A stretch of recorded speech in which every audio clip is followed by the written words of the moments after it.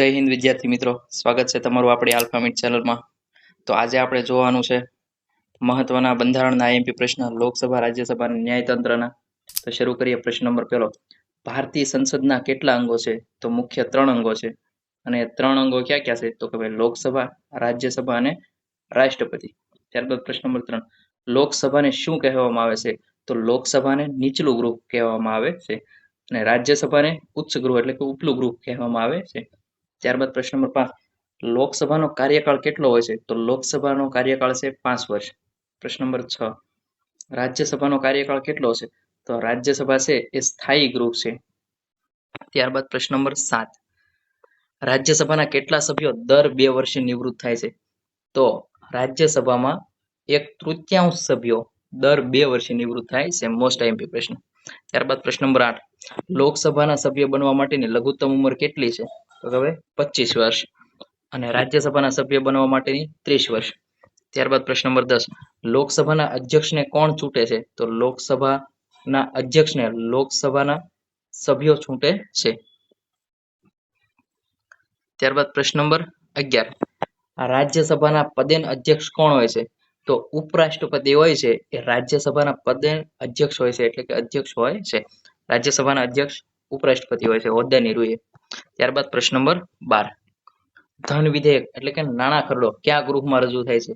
તો નાણાં ખરડો છે મની બિલ એ હંમેશા લોકસભામાં રજૂ થાય છે. ત્યારબાદ પ્રશ્ન નંબર 13. ધન વિધેયક છે કે નહીં, એટલે કે આ જે બિલ છે એ નાણાં બિલ છે કે નહીં એ કોણ નક્કી કરે? તો લોકસભાના અધ્યક્ષ. ત્યારબાદ પ્રશ્ન નંબર 14. રાજ્યસભા ધન વિધેયકને કેટલા દિવસ સુધી રોકી શકે છે? તો રાજ્યસભામાં જ્યારે એ બિલ પાસ લોકસભામાંથી બિલ પાસ થઈને જ્યારે રાજ્યસભામાં જાય તો રાજ્યસભા છે એ વધુમાં વધુ એને 14 દિવસ સુધી રોકી શકે છે. ત્યારબાદ પ્રશ્ન નંબર 15. ભારતની સર્વોચ્ચ અદાલત કઈ છે? તો સુપ્રીમ કોર્ટ એ ભારતની સર્વોચ્ચ અદાલત છે. ત્યારબાદ પ્રશ્ન નંબર 16.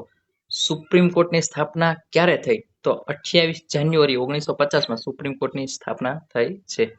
ત્યારબાદ પ્રશ્ન નંબર 17. સુપ્રીમ કોર્ટના મુખ્ય ન્યાયાધીશની નિમણૂક કોણ કરે છે?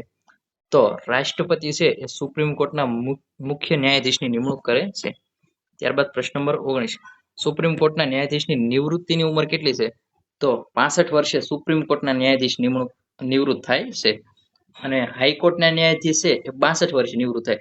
એટલે કે કદાચ વિદ્યાર્થી મિત્રો જો હાઈકોર્ટમાંથી નિવૃત્ત થઈને અને એને સુપ્રીમ કોર્ટના ન્યાયાધીશ બનાવવામાં આવે તો 3 વર્ષ એ સુપ્રીમ કોર્ટના ન્યાયાધીશ રહે. એટલા માટે હાઈકોર્ટમાં 65 વર્ષે નિવૃત્તિ છે અને સુપ્રીમ કોર્ટમાં 65 વર્ષે. ત્યારબાદ પ્રશ્ન નંબર 20. બંધારણના રક્ષક તરીકે કોને માનવામાં આવે છે? તો સુપ્રીમ કોર્ટ છે એ બંધારણનો રક્ષક છે. કદાચ સંસદમાંથી એવો કાયદો પસાર થાય જે આપણા અધિકારોનું હનન કરતું હોય તો સુપ્રીમ કોર્ટ છે એ કાયદાને રદ કરી નાખે છે, એટલે કે બંધારણના રક્ષક તરીકે કાર્ય કરે છે. ત્યારબાદ પ્રશ્ન નંબર 21. ભારતીય સંસદનો ઉલ્લેખ કયા અનુચ્છેદમાં કરવામાં આવ્યો છે? તો અનુચ્છેદ 79 ભારતીય સંસદનો ઉલ્લેખ કરવામાં આવ્યો છે. ત્યારબાદ રાજ્યસભાની રચના કયા અનુચ્છેદમાં દર્શાવવામાં આવી છે? તો અનુચ્છેદ 80 રાજ્યસભાની રચનાનો ઉલ્લેખ કરવામાં આવ્યો છે. ત્યારબાદ લોકસભાની રચનાનો ઉલ્લેખ અનુચ્છેદ 81 કરવામાં આવ્યો છે. પ્રશ્ન નંબર 24. સંસદના બંને ગૃહોની સંયુક્ત બેઠક કોણ બોલાવી શકે? તો રાષ્ટ્રપતિ છે એ સંસદના બંને ગૃહોની સંયુક્ત બેઠક બોલાવી શકે છે. ત્યારબાદ સંસદની સંયુક્ત બેઠકનું અધ્યક્ષ પદ કોણ કરે છે? મોસ્ટ આઈએમપી પ્રશ્ન. સંસદની સંયુક્ત બેઠક હોય એનું અધ્યક્ષ પદ લોકસભાના અધ્યક્ષ કરશે. એટલે ખાસ ધ્યાન રાખવું, સંસદની જ્યારે સંયુક્ત બેઠક બોલાવે ત્યારે એનું અધ્યક્ષ પદ બોલાવે છે રાષ્ટ્રપતિ, પણ એનું અધ્યક્ષ પદ લોકસભાના અધ્યક્ષ કરે છે. ત્યારબાદ પ્રશ્ન નંબર 26. રાજ્યસભાના વધુમાં વધુ સભ્યોની સંખ્યા કેટલી હોઈ શકે? તો રાજ્યસભામાં વધુમાં વધુ સભ્યો 250 હોઈ શકે છે. અને રાજ્યસભામાં રાષ્ટ્રપતિ કેટલા સભ્યોને નામાંકિત કરે? તો 12 સભ્યોને રાષ્ટ્રપતિ છે એ નિમણૂક કરે છે. બાકી બધા ચૂંટાઈને આવે છે, જ્યારે બાકી 12 સભ્યો છે એની નિમણૂક કરે છે. ત્યારબાદ પ્રશ્ન નંબર 28. લોકસભાની મહત્તમ સભ્ય સંખ્યા કેટલી હોઈ શકે? તો લોકસભાની મહત્તમ સભ્ય સંખ્યા 550 હોઈ શકે. હાલમાં કેટલી છે એ નથી, પણ હોઈ શકે મહત્તમ એ આ આંકડો છે, 550 હોઈ શકે. ત્યારબાદ પ્રશ્ન નંબર 29. લોકસભાના સભ્યો સીધી રીતે કોના દ્વારા ચૂંટાય છે? તો જનતા એટલે કે લોકો દ્વારા. લોકસભાના જે સભ્યો છે એ લોકો મત આપીને એને મેમ્બર ઓફ પાર્લામેન્ટ બનાવે છે. ત્યારબાદ પ્રશ્ન નંબર 30 રાજ્યસભાના ચૂંટાયેલા સભ્યોની ચૂંટણી કોણ કરે છે? તો રાજ્યસભાના જે ચૂંટાયેલા સભ્યોની ચૂંટણી છે એ રાજ્ય વિધાનસભાના ચૂંટાયેલા સભ્યો કરે છે. ત્યારબાદ પ્રશ્ન નંબર 31 રાજ્યસભા ક્યારે ભંગ થતી નથી? રાજ્યસભા ક્યારેય ભંગ થતી નથી. આ વિધાન સાચું છે કે ખોટું? તો વિધાન કેવું છે? સાચું છે. રાજ્યસભા ક્યારેય ભંગ થતી નથી. ત્યારબાદ પ્રશ્ન નંબર 32 લોકસભાને કોણ ભંગ કરી શકે? તો રાષ્ટ્રપતિ છે એ લોકસભાને ભંગ કરી શકે છે. ત્યારબાદ પ્રશ્ન નંબર 33 શૂન્યકાળ 0 અવર ક્યારે શરૂ થાય છે? તો પ્રશ્નકાળ પછી શૂન્યકાળ શરૂ થાય છે. પ્રશ્ન નંબર 34 પ્રશ્નકાળ સામાન્ય રીતે ક્યારે શરૂ થાય છે? તો બેઠકના પ્રથમ કલાકમાં પ્રશ્નકાળ શરૂ થાય છે એટલે કે પ્રશ્નકાળ કહેવાય છે અને જેવો પ્રશ્નકાળ પૂરો થાય એટલે શૂન્યકાળ. ત્યારબાદ પ્રશ્ન નંબર 35 સુપ્રીમ કોર્ટનો ઉલ્લેખ કયા અનુચ્છેદમાં છે? તો સુપ્રીમ કોર્ટનો ઉલ્લેખ અનુચ્છેદ 124 માં આપેલો છે. ત્યારબાદ સુપ્રીમ કોર્ટના ન્યાયાધીશોને કોણ હટાવી શકે છે? તો સંસદની વિશેષ પ્રક્રિયા બાદ રાષ્ટ્રપતિ છે એ સુપ્રીમ કોર્ટના ન્યાયાધીશોને હટાવી શકે છે. મોસ્ટ એમપી પ્રશ્ન કે સંસદની વિશેષ પ્રક્રિયા બાદ રાષ્ટ્રપતિ છે એ સુપ્રીમ કોર્ટના ન્યાયાધીશોને હટાવી શકે છે. ત્યારબાદ પ્રશ્ન નંબર 37 હાઈકોર્ટનો ઉલ્લેખ કયા અનુચ્છેદમાં કરવામાં આવ્યો છે? તો 214 માં હાઈકોર્ટનો ઉલ્લેખ કરવામાં આવ્યો છે. હાઈકોર્ટના ન્યાયાધીશોની નિમણૂક કોણ કરે છે? તો રાષ્ટ્રપતિ છે એ હાઈકોર્ટના ન્યાયાધીશોની નિમણૂક કરે છે.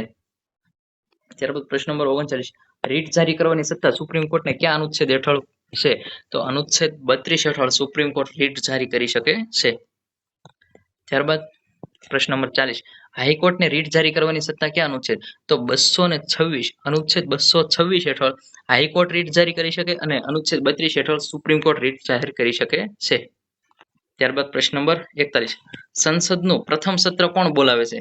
તો રાષ્ટ્રપતિ છે એ સંસદનું પ્રથમ સત્ર બોલાવે છે. મોસ્ટ એમપી રાષ્ટ્રપતિ છે એ સંસદનું પ્રથમ સત્ર બોલાવે છે.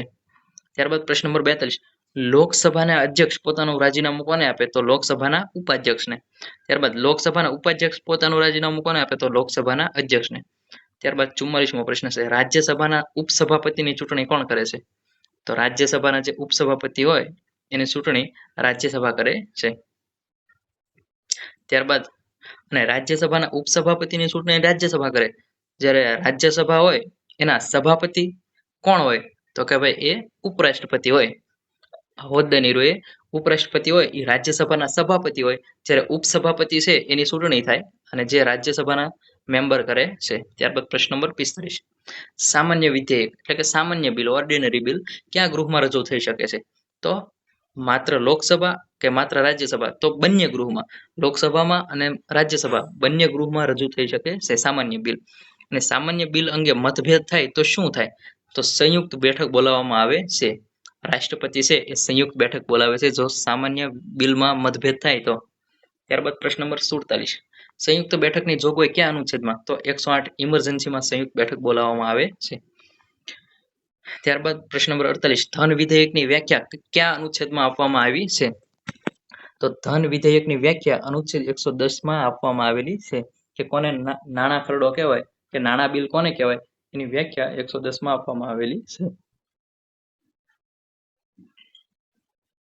ત્યારબાદ વિદ્યાર્થી મિત્રો આગળનો પ્રશ્ન 49 વાર્ષિક નાણાકીય નિવેદન એટલે કે બજેટ કયા અનુચ્છેદમાં દર્શાવાયું છે? તો બજેટ છે એ અનુચ્છેદ 112 માં આપેલું છે. ત્યારબાદ સંસદમાં બજેટ કોણ રજૂ કરે? તો નાણામંત્રી છે. હંમેશા નાણામંત્રી સંસદમાં બજેટ રજૂ કરે છે અને હાલ આપણા ભારતના નાણામંત્રી નિર્મલા સીતારમણ છે. ત્યારબાદ પ્રશ્ન નંબર 51 સુપ્રીમ કોર્ટના ન્યાયાધીશ બનવા માટેની લઘુત્તમ ઉંમર કેટલી છે? તો સુપ્રીમ કોર્ટના ન્યાયાધીશ બનવા માટે લઘુત્તમ ઉંમર બંધારણમાં નિશ્ચિત છે નહીં. એવો કઈ ચોક્કસ આંકડો નથી કીધો કે આટલી લઘુત્તમ ઉંમર હોવી જોઈએ. ત્યારબાદ પ્રશ્ન નંબર 52 સુપ્રીમ કોર્ટના ન્યાયાધીશ બનવા માટે હાઈકોર્ટમાં ઓછામાં ઓછા કેટલા વર્ષ ન્યાયાધીશ હોવું જરૂરી છે? એમાં આવશે 5 વર્ષ. જો આ મોસ્ટ એમપી પ્રશ્ન છે 52 અને 53. એમાં એમ કે કેટલા વર્ષ ન્યાયાધીશનો અનુભવ હોવો જોઈએ. ધારો કે હાઈકોર્ટ છે એ નીચલી અદાલત કહેવાય અને સુપ્રીમ કોર્ટ છે એ ઉપલી. જો હાઈકોર્ટમાં 5 વર્ષ ન્યાયાધીશ હોવું જોઈએ અથવા તો 10 વર્ષ વકીલ તરીકે. પ્રશ્ન નંબર 53 એમ જ છે કે સુપ્રીમ કોર્ટના ન્યાયાધીશ બનવા માટે હાઈકોર્ટમાં વકીલ તરીકે ઓછામાં ઓછા કેટલા વર્ષનો અનુભવ હોય? તો વકીલ હોય હાઈકોર્ટમાં તો 10 વર્ષનો હાઈકોર્ટમાં વકીલનો અનુભવ હોય તો એ સુપ્રીમ કોર્ટનો ન્યાયાધીશ બની શકે અને 5 વર્ષ ન્યાયાધીશ તરીકે હાઈકોર્ટમાં ફરજ બજાવેલી હોય તો એ સુપ્રીમ કોર્ટના ન્યાયાધીશ બની શકે છે. ત્યારબાદ નેક્સ્ટ પ્રશ્ન 54. સુપ્રીમ કોર્ટનું મુખ્ય કાર્ય શું છે? તો બંધારણનું અર્થઘટન અને રક્ષણ કરવું એ સુપ્રીમ કોર્ટનું મુખ્ય કાર્ય છે.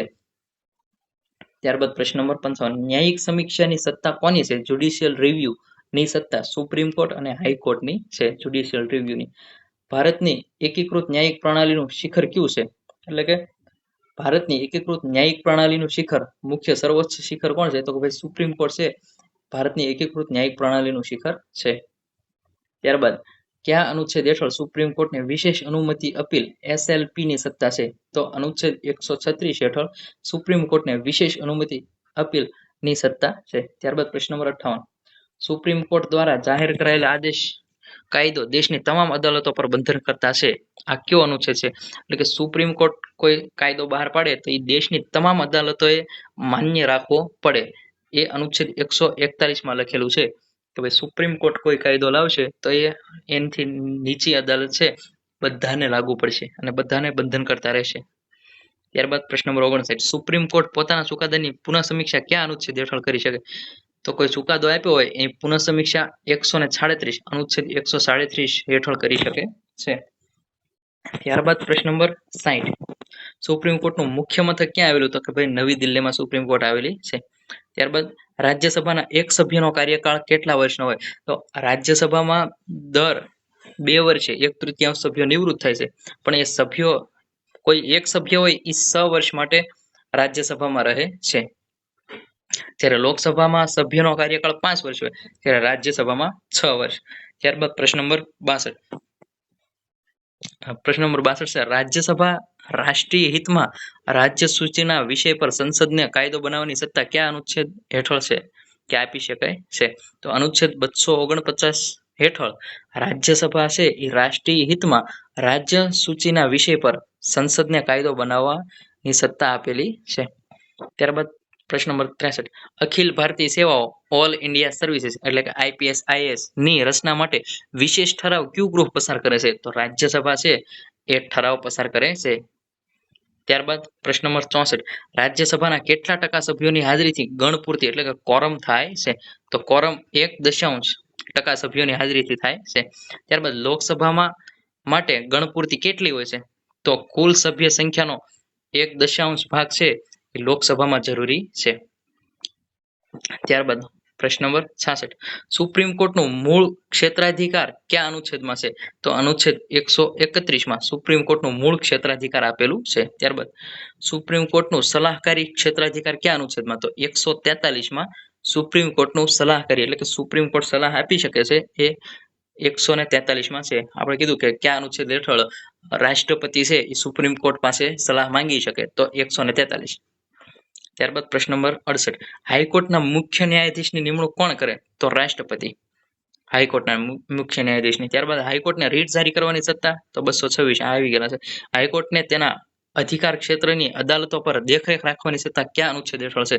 તો અનુચ્છેદ 227 હેઠળ હાઈકોર્ટ છે એ એના અધિકાર ક્ષેત્રની અદાલતો પર દેખરેખ રાખે છે એટલે કે એનાથી નીચેની અદાલતો ઉપર. ત્યારબાદ પ્રશ્ન નંબર 71. સુપ્રીમ કોર્ટના ચુકાદાની સમીક્ષા કરવાની સત્તા ક્યાં અનુચ્છેદ? તો સુપ્રીમ કોર્ટ છે એ અનુચ્છેદ 137 દ્વારા ચુકાદાની સમીક્ષા કરે છે. ત્યારબાદ પ્રશ્ન નંબર 72. સુપ્રીમ કોર્ટના ચુકાદા ભારતની તમામ અદાલત માટે બંધન કરતા રહેશે. 141 આવી ગયું છે. ચૂંટણી સંબંધિત વિવાદોમાં અંતિમ ન્યાયિક સત્તા કોની છે? તો કોઈ પણ ચૂંટણી સંબંધિત વિવાદ થયો હોય તો અંતિમ ન્યાયિક સત્તા મોસ્ટ એમપી પ્રશ્ન સુપ્રીમ કોર્ટ પાસે છે. સુપ્રીમ કોર્ટ એનો નિવાડો લાવે કે ચૂંટણી સંબંધિત કોઈ વિવાદ થયો હોય તો એમાં ચૂંટણી પંચ નહીં આવે, હાઈકોર્ટ નહીં આવે, રાષ્ટ્રપતિ નહીં આવે, સુપ્રીમ કોર્ટ આવશે. ત્યારબાદ પ્રશ્ન નંબર 74. સંસદના કોઈ ગૃહની કાર્યવાહી અંગે સામાન્ય રીતે અદાલત હસ્તક્ષેપ કરતી નથી. આ સિદ્ધાંત શું દર્શાવે છે? તો આ સિદ્ધાંત છે સંસદીય વિશેષાધિકાર છે. સંસદીય વિશેષાધિકાર મોસ્ટ એમપી સંસદીય વિશેષાધિકાર છે કે ભાઈ સંસદના કોઈ ગૃહની કાર્યવાહી થતી હોય એના સામાન્ય રીતે અદાલત એમાં હસ્તક્ષેપ કરતી નથી. સંસદનો વિશેષાધિકાર છે. ત્યારબાદ પ્રશ્ન નંબર 75. લોકસભા અને રાજ્યસભા વચ્ચે મતભેદ થાય ત્યારે સંયુક્ત બેઠકનું અધ્યક્ષ પદ કોણ કરે? તો લોકસભાના અધ્યક્ષ. ત્યારબાદ 73 સંસદના બંને ગૃહોની સંયુક્ત બેઠક 108 મુજબ બોલાવવામાં આવે રાષ્ટ્રપતિ. લોકસભાના અધ્યક્ષ સામેનો ઠરાવ કેટલા દિવસની પૂર્વ સૂચના પછી લાવી શકાય?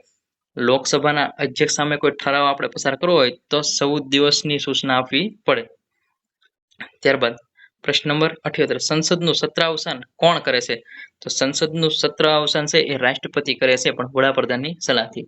ત્યારબાદ પ્રશ્ન નંબર 79 લોકસભાની પ્રથમ બેઠક પહેલા નવા સભ્યોને શપથ કોણ લેવડાવે? તો લોકસભાની પ્રથમ બેઠક હોય ત્યારે નવા સભ્યોને શપથ લેવડાવે પ્રોટેમ સ્પીકર, અને પ્રોટેમ સ્પીકરને કોણ નિયુક્ત કરે? તો કે ભાઈ રાષ્ટ્રપતિ. ત્યારબાદ ટૂંકમાં અહીંયા ઓપ્શન એ છે રાષ્ટ્રપતિ દ્વારા નિયુક્ત પ્રોટેમ સ્પીકર. ત્યારબાદ પ્રશ્ન નંબર 80 પ્રોટેમ સ્પીકરની નિમણૂક કોણ કરે? તો રાષ્ટ્રપતિ આવી ગયો. ત્યારબાદ 81 લોકસભાના અધ્યક્ષ પોતાનો નિર્ણાયક મત ક્યારે આપે? તો લોકસભાના અધ્યક્ષ છે જ્યારે મત સમાન થાય, લોકસભામાં બંને પાર્ટીના જ્યારે મત સમાન થાય ત્યારે પોતાનો નિર્ણાયક મત આપી શકે છે, ત્યાં સુધી નહીં. ત્યારબાદ પ્રશ્ન નંબર 82 કઈ સંસદીય સમિતિને મિની લોકસભા કહેવામાં આવે છે? તો જાહેર હિસાબની સમિતિ છે, જાહેર હિસાબની સમિતિ એને મિની લોકસભા પણ કહે છે. ત્યારબાદ અંદાજ સમિતિમાં રાજ્યસભાના સભ્યો હોય છે, સાચું કે ખોટું? તો કે ભાઈ ના, અંદાજ સમિતિમાં રાજ્યસભાના સભ્યો હોતા નથી. ટૂંકમાં જાહેર હિસાબ સમિતિ છે એને અંદાજ સમિતિની જોડવા પણ કહે છે. આ મોસ્ટ આઈએમપી છે કે ભાઈ જાહેર હિસાબ સમિતિને કોની જોડવા કે? તો ભાઈ અંદાજ સમિતિની જોડવા બહેન પણ કહે છે જાહેર હિસાબ સમિતિને. ત્યારબાદ પ્રશ્ન નંબર 84 સુપ્રીમ કોર્ટના ન્યાયાધીશનું રાજીનામું કોને આપવામાં આવે? તો એ રાષ્ટ્રપતિને આપવામાં આવે. સુપ્રીમ કોર્ટના જે મુખ્ય જજ હોય એ પોતાનું રાજીનામું રાષ્ટ્રપતિને આપે છે. 2 કે તેથી વધુ રાજ્યો વચ્ચેના વિવાદનો નિકાલ સુપ્રીમ કોર્ટ કયા ક્ષેત્રાધિકાર હેઠળ? તો કે ભાઈ સુપ્રીમ કોર્ટનું મૂળ ક્ષેત્રાધિકાર હેઠળ સુપ્રીમ કોર્ટ છે એ 2 કે તેથી વધુ રાજ્યોનો વિવાદ હોય એનો નિકાલ લાવે છે.